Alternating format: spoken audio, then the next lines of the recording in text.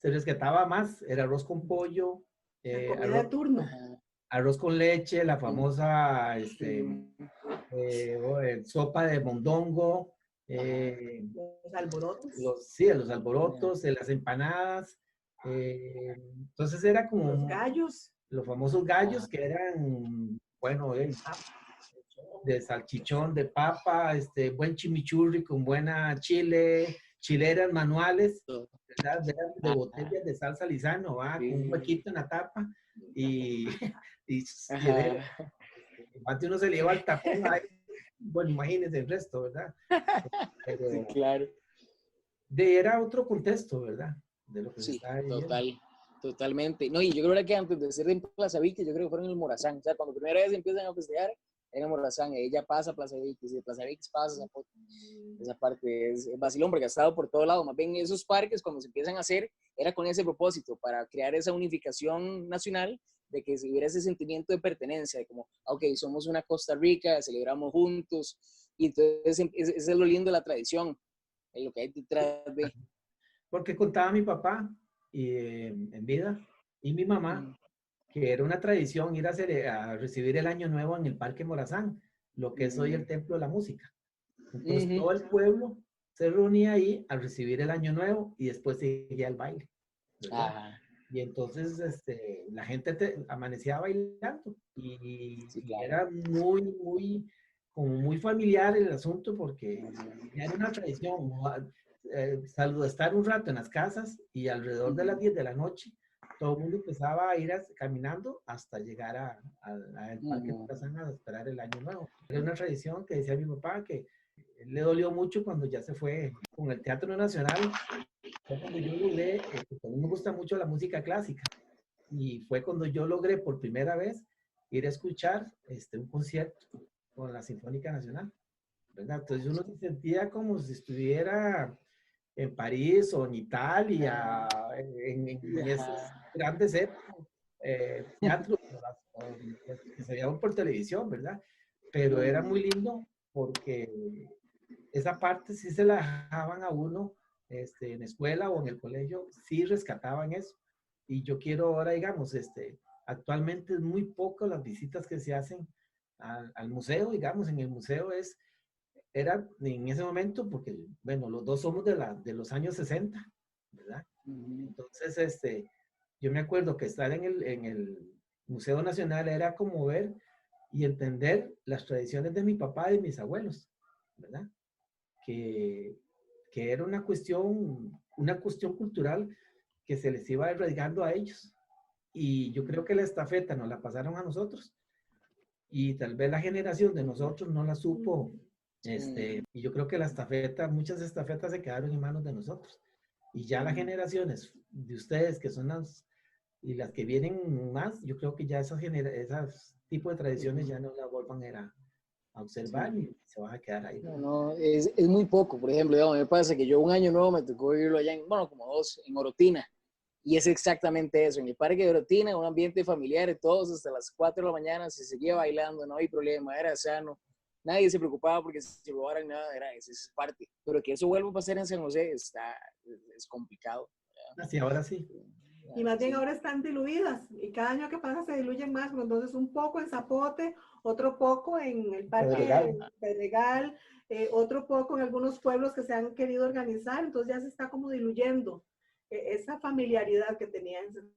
Bueno, pero qué bonito que sí pudieron tener la oportunidad de experimentar esas tradiciones tan sanas y tan familiares que ahora de nosotros, pues sí las hemos tenido, pero claramente no en la magnitud de ustedes. Y bueno, para compartirles un poco de los datos curiosos que tiene San José, en 1884 llegó la luz eléctrica a San José y fuimos la primera ciudad a nivel de Latinoamérica,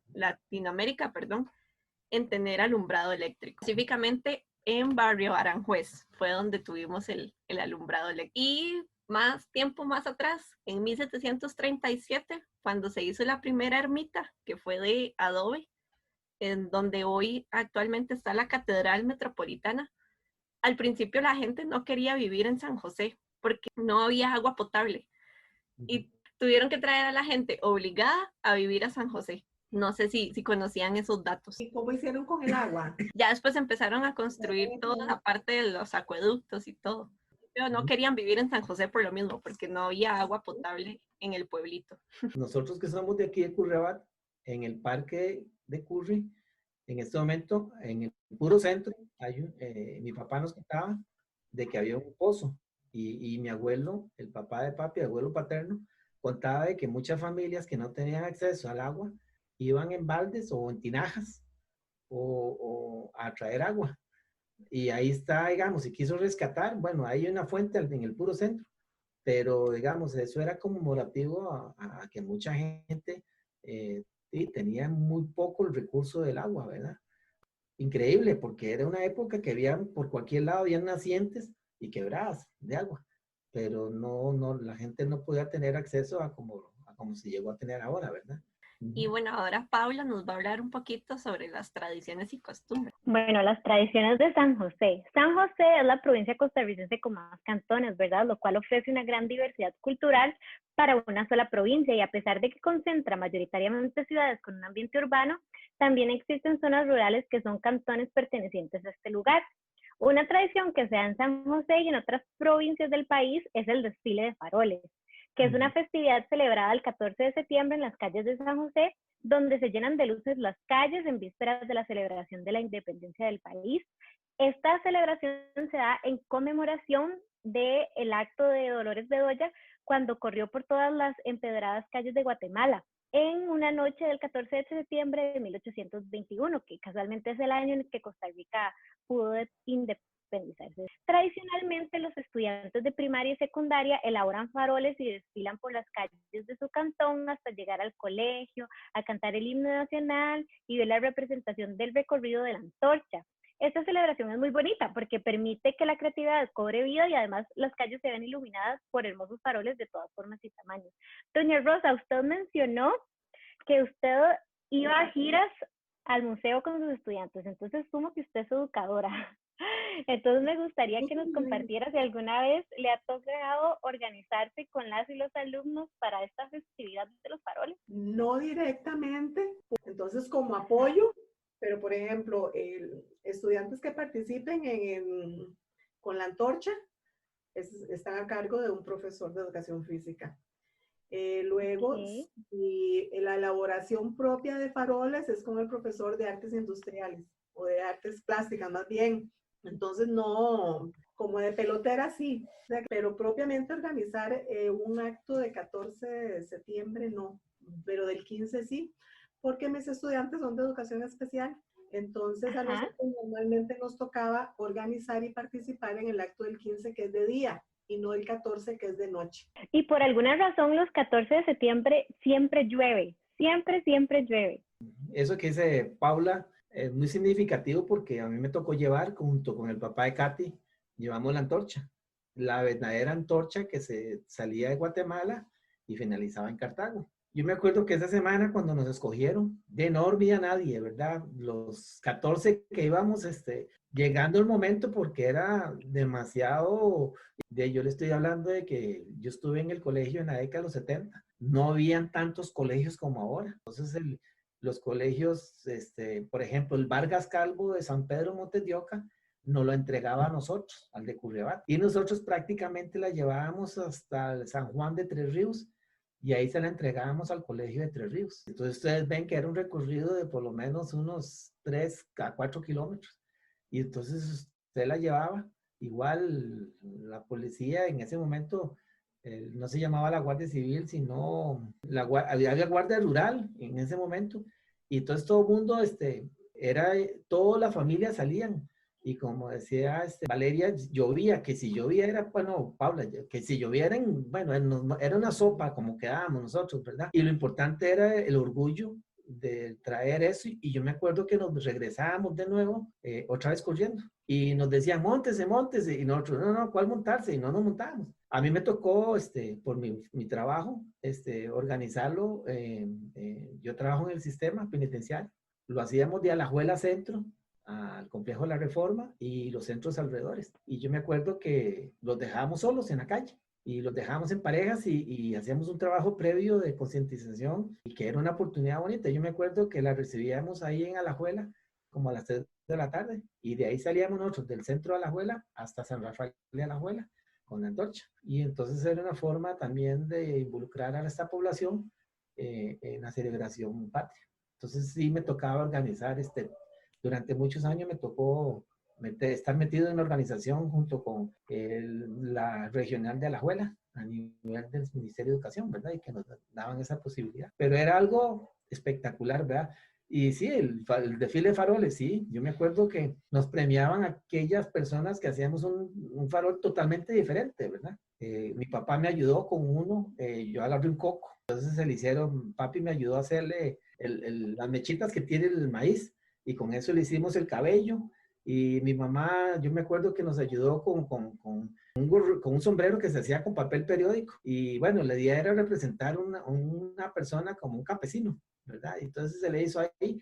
Y yo me acuerdo que por dentro iban los pedacitos de candela, como se llamaban en aquel, los culitos de candela, ¿verdad? Le pusimos como un papel, como celofán, para que los ojos se vieran claros, ¿verdad? Y era algo así, bonito, ¿verdad? Era muy creativo. Yo quería decir algo brevemente, concuerdo con Don Freddy y bueno, eso que dice Pau de que todos los 14 de septiembre llueven, o sea, y no es una grubita, o sea, yo también tuve la oportunidad varias veces de correr la antorcha y yo, o sea, me sentía es un sentimiento muy bonito porque uno va ahí todo orgulloso y siempre terminaba empapada, siempre, independientemente, o sea, uno dice, eso es un pelo de gato, pero no, pelo de gato te quedas empapada. Claro, bueno, también me gustaría enfatizar en que San José se caracteriza por tener tradiciones muy relacionadas con las fiestas cívicas y una de estas es el Festival de la Luz que se realiza en Navidad y es un evento muy popular que se lleva a cabo en diciembre en Paseo Colón y se transmite en los diferentes medios de comunicación del país y fue una tradición que comenzó en 1996, se presentan desfiles con carrozas, mascaradas, música en vivo y fuegos artificiales.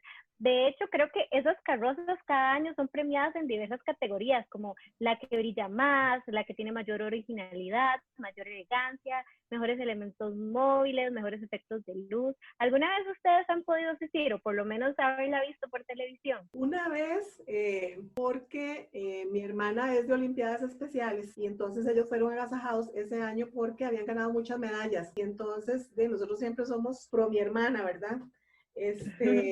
Y para ella fue algo como fuera de serie porque quien era mariscal en ese entonces, hace los años 90 fue, sí, como en el 90 más o menos, Maribel. no, 96 más o Correcto. menos, era con Maribel Guardia y entonces de ahí uno de pelotero como siempre, ¿verdad? Entonces había que ir a dejarlo, recogerlo y demás, igual que lo que hemos hablado en temas anteriores, el Festival de la Luz de ese entonces, volvemos a lo mismo, ¿verdad? La seguridad, lo lindo, lo ingenuo, lo sencillo, un respeto y un cariño y un sentirse parte de alguna actividad que ahora difícilmente se vive. Y luego, una vez hicimos el intento, no, sí, fuimos con los hijos nuestros pequeños y bueno, llegamos temprano para guardar el espacio y demás. En eso empezó la gente a aglutinarse, a hacerse el molote de gente, ya la gente malcriada, gritando y decidimos que era ese año y nunca más volvimos porque estar exponiendo a los niños a una agresión o alguna cosa ahí con gente tan insolente. Entonces decidimos que era mejor por televisión. Pero es un festival muy lindo, tienen temáticas muy, muy bonitas y se nota que la organización y la elaboración de las carrozas, lleva suficiente tiempo y lo hacen con un esmero como si fuera el Festival de las Rosas que dan cada 1 de enero, ¿verdad? Uh-huh. Pero es una tradición bastante, bastante bonita, pero es como ir a pagar el palco, unas graderías que hacen por el parque.